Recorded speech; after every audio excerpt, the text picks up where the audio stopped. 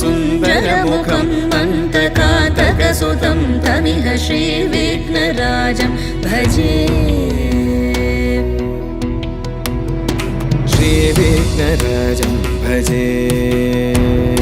श्रीविघ्नराजं भजे श्रीविघ्नराजं भजेऽहं भजेऽहं भजेऽहं भजे तमिह श्रीविघ्नराजं भजे